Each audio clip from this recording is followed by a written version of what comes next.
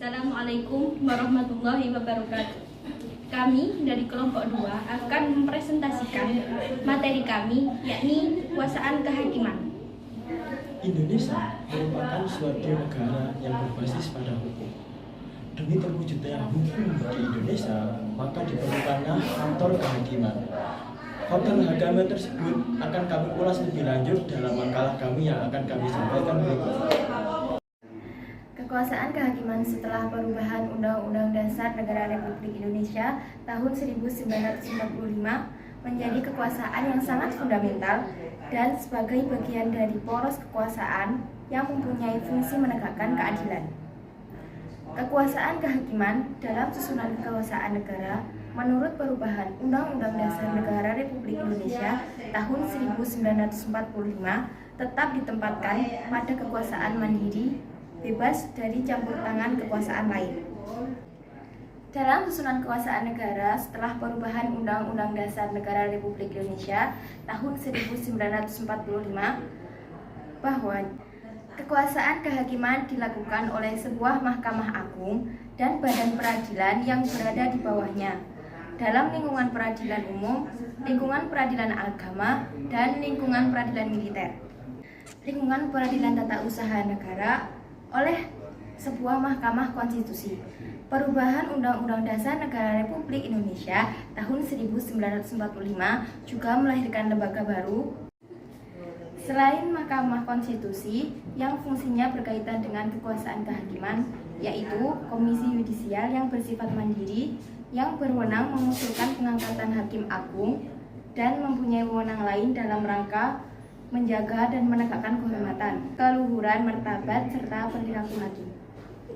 Selanjutnya yaitu sumber dari kekuatan kehakiman adalah Undang-Undang Nomor 14 Tahun 1970 dan Undang-Undang Republik Indonesia Nomor 48 Tahun 2009. Dengan didasarkan pada bahwa kekuasaan kehakiman menurut Undang-Undang Dasar Negara Republik Indonesia tahun 1945 merupakan kekuasaan yang merdeka yang dilakukan oleh sebuah Mahkamah Agung dan badan peradilan yang berada di bawahnya dalam lingkup peradilan umum, lingkungan peradilan agama, peradilan militer, lingkungan peradilan tata usaha negara,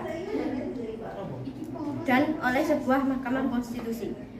Untuk menyelenggarakan peradilan guna menegakkan hukum dan keadilan, hal tersebut bertujuan demi keadilan berdasarkan ketuhanan yang Maha Esa.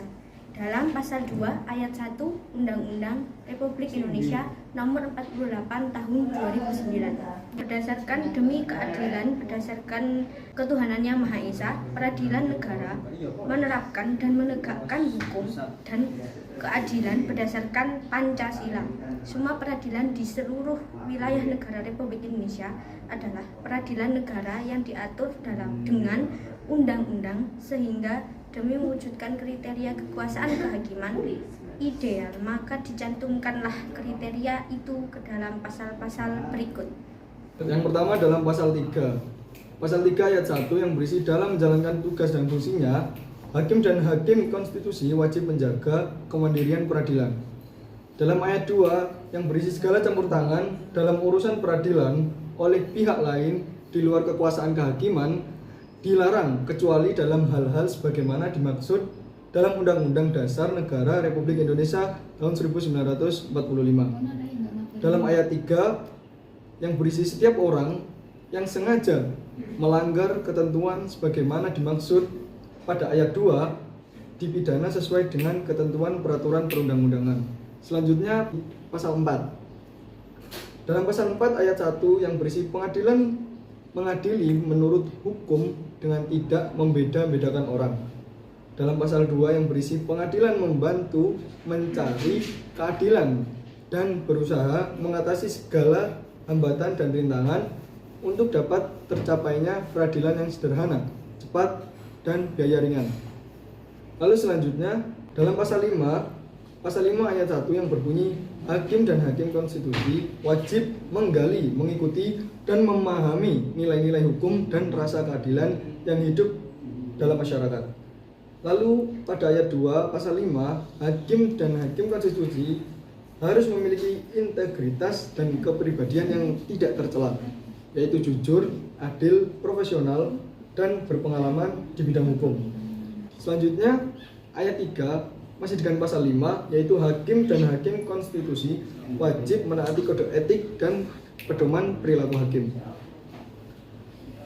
Dan selanjutnya diperjelas dengan pasal 24 dan pasal 25 Undang-Undang 1945 yang menyatakan kekuasaan kehakiman ialah kekuasaan yang merdeka, artinya terlepas dari pengaruh kekuasaan pemerintah. Berhubungan dengan itu, harus diadakan jaminan dalam undang-undang tentang kedudukan para hakim, serta beberapa pasal lainnya seperti pasal 24, pasal 24A, pasal 24B, pasal 24C, lalu pasal 25 yang dulunya bab tentang kekuasaan kehakiman dalam Undang-Undang Dasar 1945 hanya mempunyai 2 pasal, yaitu pasal 24 dan pasal 25. Perubahan dilakukan dengan cara mengubah dan menambah pasal dan ayat, sehingga dalam bab tersebut terdapat 5 pasal. Kekuasaan kehakiman merupakan sebuah kekuasaan dari suatu negara yang berguna untuk menyelenggarakan keadilan dan menegakkan sebuah hukum berdasarkan Pancasila dan Undang-Undang Dasar negara tersebut. Negara Republik Indonesia pada tahun 1945 telah menyatakan demi terselenggaranya negara hukum Republik Indonesia, maka ditetapkanlah sebuah kekuasaan kehakiman yang menjadi dasar, yang menjadi tolak ukur faktor yang mendasari suatu terjadinya kekuasaan kehakiman. Pada kesimpulannya dapat kita pahami bahwa dalam judicial power terdapat, yaitu yang pertama kekuasaan kehakiman, yang kedua sumber kekuatan kekuasaan kehakiman, yang ketiga kriteria kekuasaan kehakiman, dan yang keempat faktor yang mempengaruhi kekuasaan kehakiman. Keadilan jadi barang yang sukar, ketika hukum hanya tegak pada yang bayar. Terima kasih. Sekian dari kelompok kami. Wassalamualaikum Wassalamualaikum warahmatullahi wabarakatuh.